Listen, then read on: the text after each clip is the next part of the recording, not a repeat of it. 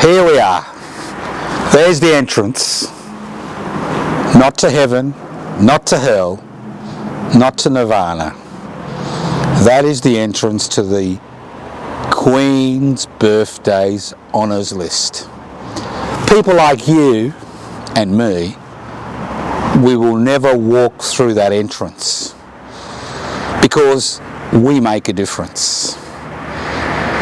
Isn't it funny? We have 2 days in this country. There's about 2,000 people receive honours from a private organisation. It's not a government-run organisation, but a privately run organisation. The New Year, we have Invasion Day honours list and Queen Lizzie's honours list.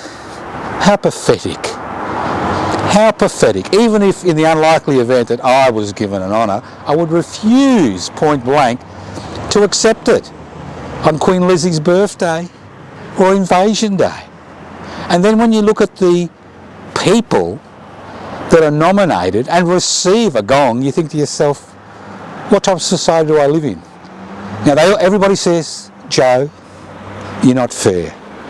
You've got to look at all the names on the list. Now, you may not believe this, but there is a hierarchy of orders. There is a companion of order, companion of the Australian Honours List, and there's officers, and it goes on and on. A whole hierarchy. So you've got people up there like Mr. Abbott, our beloved ex-Prime Minister, the man who tried to destroy Medicare, the man who was instrumental in instituting the asylum refugee policy we now have. You know, I don't want to go on about him. He gets a top gong, companion of the Order of Australia. Top gong. Then we've got philanthropists getting top gongs. What's a philanthropist? A philanthropist is a person who makes a lot of money, normally doesn't pay much tax because of clever accountancy, and then creates their own foundation or charity to give money to the deserving poor, not the undeserving poor. And then we've got all these has-beens, these so-called media experts, media celebrities getting a gong, an Order of Australia. Now there is no way you will ever be invited through that door, because people like you and me, we're the type of people who make a difference. We're the type of people who rattle the cage. We're the type of people who are tenacious enough to be involved in struggle over decades to change things in ways that those who make the rules don't like. So why would they bother honouring you? Now, we solved this problem in 2005. Who's we? The Reclaim the Radical Spirit of the Eureka Rebellion Celebrations Committee. In 2005, we incorporated, instituted, created the Eureka Australia Medal. It's easy. You can do it. The Eureka Australia Medal is awarded to 6 Australians. Not 1,000 or 2,000, but 6. 6 Australians who through their efforts have made a real difference. People you'll never hear about, people who've devoted decades to the struggle to create an egalitarian community, people who've spent decades, looking after their communities without receiving a gong or acknowledgement. 6. And we don't have a hierarchy of gongs, companion or the order, and the Order of Australia like that. Well, the little people get the Order of Australia and they go, oh, thank you very much, sir. And the Tony Abbotts get the big one, the big gong. Well, it's not like that. Equal. 6. And guess what? We don't pick them. We don't pick them. It's up to you. We have an open nomination system for the Eureka Australia Medal. An open nomination system. Nominations are now open. They will close. No, that's not COVID-19. You can relax. That was me. That was me regurgitating the cream bun I had before I started this. Yeah, I know it's disgusting. But it's an open nominations. They open from today. Nominations close on the 3rd of November. And all you've got to do is send in a name, a sentence or two about why you think this person deserves the Eureka Australia medal. And just to give you a little bit of idea of the parameters fit into the Eureka Oath. We swear by the Southern Cross to stand truly by each other and fight to defend our rights and liberties.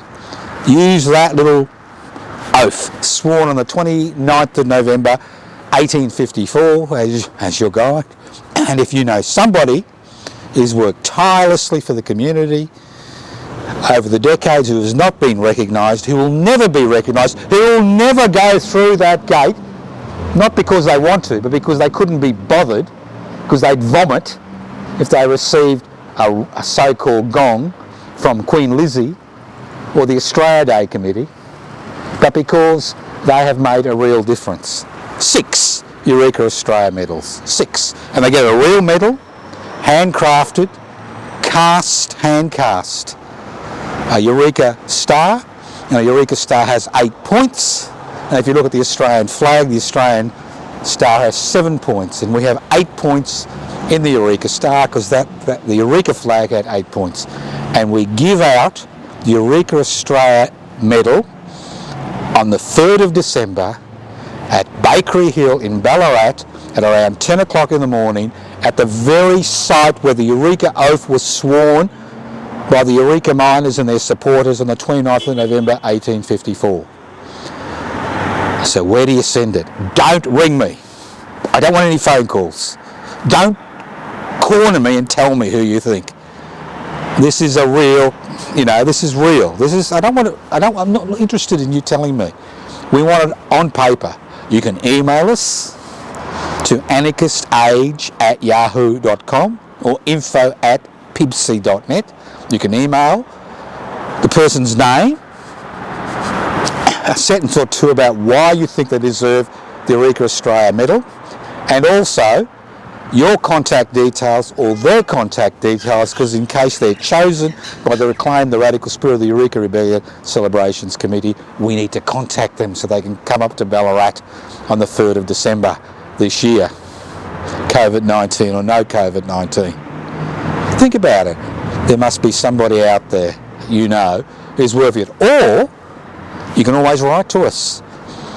Your name, your details, a few sentences about the person, their name, and a contact email or address. And you can send it to Post Office Box 20, Parkville 3052. Post Office Box 20, Parkville 3052. Now, if you want to see the number of people who've won it over the years, go to the Anarchist Media Institute website, anarchistmedia.org. But this is important, because why should we let them decide who has contributed to this society? Because when I look at the Invasion Day honours list and Queen Lizzie's birthday's honours list, I look at the top echelons and I see the same old names, the same people in authority, the same arse lickers. I see them every year in a different guise. The great business people, the corporate executives, the ex-politicians, people getting a gong for doing their jobs. And then when I look down the list, right down the bottom of the Order of Australia Medal, which is the lowest honour you can receive from the Australia Day Honours Committee, what do I see? The normal people who've worked outside, their parameters, who've worked outside their jobs, who've done things for the community. So I'm not saying all the honours list is a load of crap. A lot of it is, especially the upper echelons. Ordinary people are normally only celebrated in a lowly way. That's, we've got to make it look reasonable, fancy. Tony Abbott, Companion of the Order of Australia. What's his greatest contribution to Australian society? The fact that he made Queen Lizzie's appendage, what's his name? I've forgotten his name, that old bloke, the Greek, the Greek prince, whatever, or count, a knight. How's pathetic, really. I can't believe it. I really cannot believe it. Every year I say to myself, I cannot believe it. And that's why we created the Eureka Australia Day medals. It's a serious competition, or it's not a competition. Send in your nominations. The Reclaim the Radical Spirit of the Eureka Rebellion Celebrations Committee decides on the final 6.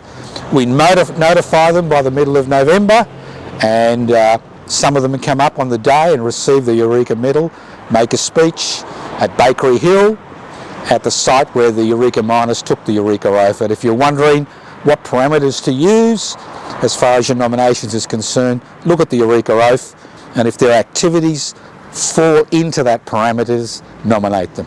We swear by the Southern Cross to stand truly by each other and fight to defend our rights and liberties. And I'm going to go through this oath because, to me, the Eureka Oath, which was sworn on the 29th of November, 4 days before the Eureka Day massacre on the 3rd of December 1854, is one of the most extraordinary sentences in the history of the human race.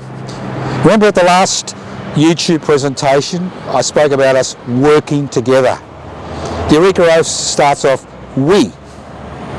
And in the Eureka Rebellion, we had black people, we had Asians, we had Europeans, we had First Nations people, we had men, we had women, it was we.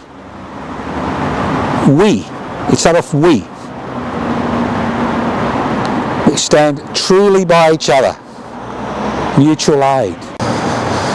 Now those of you who are a bit more astute will realise that I stuffed up the oath. It's we swear by the Southern Cross. Now a lot of people think this is a Christian analogy. It's not. Remember, most of the people who are at Ballarat in 1854 were migrants from the Northern Hemisphere. When you're camping on the ground in your canvas tent, because there was no city of Ballarat, and you're looking up in the sky, what do you see in the Southern Hemisphere that you don't see in the Northern Hemisphere? The Southern Cross. So the Southern Cross is not a religious analogy. It's an analogy to the fact they were on a new continent where they wanted a new society. We swear by the Southern Cross to stand truly by each other. Mutual aid. This is what we spoke about last week. People coming together, irrespective of their differences. We swear by the Southern Cross to stand truly by each other and fight. Do you know that for over a century, the word "and fight" was removed from the Eureka Oath in historical accounts in Australia? Because they had to fight. And if you look at every major human advance, it's always been a fight. We swear by the Southern Cross to stand truly by each other and fight to defend our rights and liberties. These people in 1854 had more nounts than most of the world in 2020 because they believed they were born with inalienable human rights and liberties that nobody could legislate away. So if you know somebody who's struggled for decades or even a year, doesn't matter, and you know somebody who you think should receive the Eureka Australia medal, which is a much bigger honour than any honour companion of the Order of Australia, then don't ring me, don't send me steak knives, don't tell me, you've got to put it down on paper, you need to do some work. The person's name, a contact address for the person, can be an email or a post office box or a personal address, 2 or 3 sentences about why you think they should deserve a Eureka Australia medal, and obviously your name with a contact phone number or email so we can verify it. So think about it. Nominations are now open. They close on the 3rd of November. We will announce the winners on the 3rd of December, but we will notify them before the 3rd of December.